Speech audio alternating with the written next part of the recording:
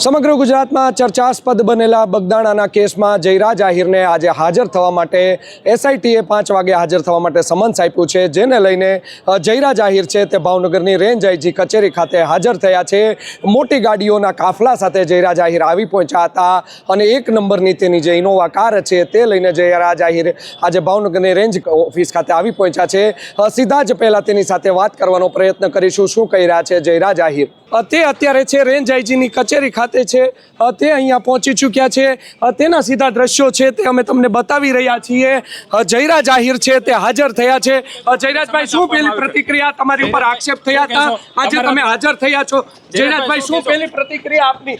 જયરાજભાઈ, પહેલી પ્રતિક્રિયા આપની શું કહેશો? જયરાજભાઈ, તમારી ઉપર આક્ષેપ લાગ્યા છે, અનેક પ્રકારના તમારી ઉપર આક્ષેપ છે। જયરાજભાઈ, શું કહેશો? જયરાજભાઈ, શું કહેશો? આજે તમારી ઉપર આક્ષેપ લાગ્યા છે, તમે સીધા જ દ્રશ્ય જોઈ રહ્યા છો। જયરાજ આહિર છે તે અત્યારે એસઆઈટી જે ઓફિસ આવેલી છે ત્યાં એસઆઈટી ઓફિસ ખાતે પહોંચી ચૂક્યા છે અને એક્ઝેક્ટ 5 કલાકે જયરાજ આહિર છે તે અહીંયા આવી ગયા છે।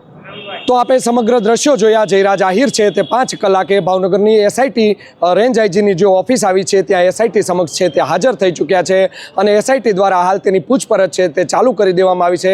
ભાવનગરની આ રેન્જ આઈજીના સીધા જ જે છે તમને વિઝ્યુઅલ બતાવશું।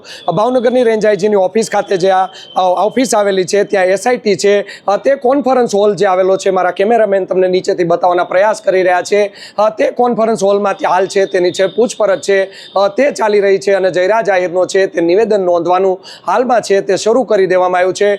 વિવિધ મુદ્દાઓને લઈને જયરાજ આહિરનું જે છે આજે નિવેદન છે તે નોંધવામાં આવશે અને સાથે જ જો વાત કરવામાં આવે તો જયરાજ આહિર ઉપર છેલ્લા 23 દિવસથી જે કોળી સમાજના છે તે આક્ષેપો લાગી રહ્યા છે કે આ બગદાણામાં નવનીત બાલદિયાને જે મારવાની ઘટના હતી તેમાં જે મુખ્ય આરોપી છે તે જયરાજ આહિર છે તેવું કોળી સમાજના અથવા જે નવનીત બાલદિયા છે તેણે આક્ષેપ કર્યા હતા, જેને લઈને એસઆઈટીની પણ હવે નિમણૂક કરી દેવામાં આવી હતી ને છેલ્લા 16 દિવસથી એસઆઈટી છે તે આ કેસની સમગ્ર તપાસ છે તે જોતરાઈ ગઈ છે અને એક પછી એક છે તે આરોપીની ધરપકડ કરી રહી છે।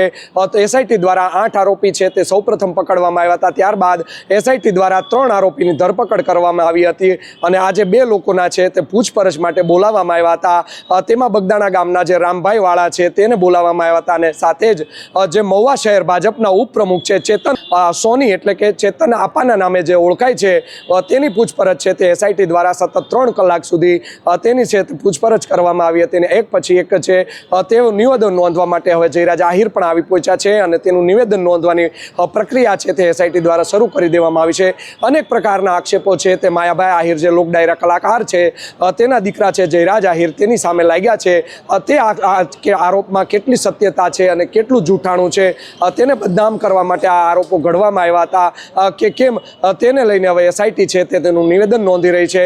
જયરાજ આહિરનું એક છે તે ફોન રેકોર્ડિંગ પણ વાયરલ થયું હતું। સૌપ્રથમ તેણે છે જે નવનીત બાલદિયા છે તેને ફોન કર્યો હતો, ત્યારબાદ છે બોરડા ગામના જે સરપંચ પતિ છે તેમના દ્વારા પણ નવનીતભાઈને ફોન કરવામાં આવ્યો હતો અને ત્યારબાદ છે આ સમગ્ર ઘટનાક્રમ બન્યો હતો। 29 તારીખની શરૂ રાત્રિએ બગદાણા ગામ નજીક છે તેની ઉપર હિંચકારો હુમલો કરી દેવામાં આવ્યો હતો અને 8 જેટલા લોકોએ છે તેને માર્યો હતો, જેમાંના જે 4 લોકો હતા તેના છે તે 2 દિવસના ફર્ધર રિમાન્ડ છે તે મેળવવામાં આવ્યા હતા અને ત્યારબાદ કેએસ પટેલ છે તેની પાસેથી પણ ચાર્જ લઈને એસઆઈટીની નિમણૂક છે તે ભાવનગર રેન્જના આઈજી છે ગૌતમ પરમાર તેના દ્વારા કરવામાં આવી હતી। છેલ્લા 16 દિવસથી એસઆઈટી છે ત્યાં સમગ્ર ગુજરાતમાં ચર્ચાસ્પદ બનેલા કેસની તપાસ હવે કરી રહી છે।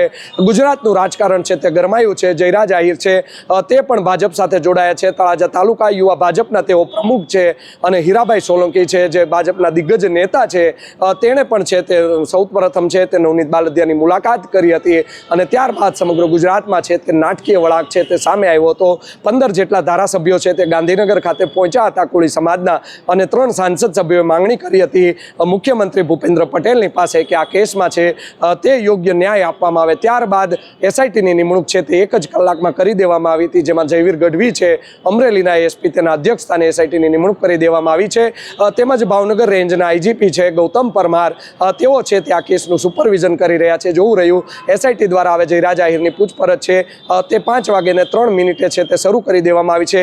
કેટલી કલાક તેનું નિવેદન ચાલે છે, કયા કયા પ્રકારના નિવેદન તેના નોંધવામાં આવે છે, કયા કયા પ્રકારના તેની પાસેથી જે પુરાવા મળે છે કે કેમ તેની પણ એસઆઈટી તપાસ કરશે. સાથે જ જે જયરાજ આહિરનું ફાર્મ હાઉસ છે ત્યાં પણ આ કેસના જે 2 આરોપી છે નાજુ કામળિયા સાથે જે રાજુ ભમ્મર તેનો એક વિડીયો છે તે વાયરલ થયો હતો, તેને લઈને પણ તેની પૂછપરછ કરવામાં આવશે. આમ મુંબઈના જે બોરીવલી ખાતે જે એક ડાયરો યોજાયો હતો એમાં માયાભાઈ આહિરે છે તે નિવેદન આપ્યું હતું કે બગદાણાના મેનેજિંગ ટ્રસ્ટી છે યોગેશ સાગર, તેઓ મેનેજિંગ ટ્રસ્ટી નામનો એક શબ્દનો ઉલ્લેખ કર્યો હતો અને ત્યારબાદ નવનીત બાલદિયા છે જે ગુરુ આશ્રમના જે છે તે સેવા કરે છે અને બગદાણા ગામના તેઓ રહીશ છે, તેમના ભાભી છે તે બગદાણા ગામના સરપંચ છે, તેમણે માયાભાઈ આહિરને ફોન કર્યો હતો અને કહ્યું હતું કે આતા જે યોગેશ સાગર છે તે મેનેજિંગ ટ્રસ્ટી નથી, અત્યારે બગદાણામાં માત્ર ટ્રસ્ટીઓ છે, જેને લઈને માયાભાઈ આહિરે સામેથી કહ્યું હતું કે હું માફી માંગતો વિડીયો મોકલી દઉં છું. અને ત્યારબાદ માયાભાઈ આહિરે કહ્યું હતું કે મેં પેલું કામ કર્યું છે તે તમે કોઈ જોયું નહીં.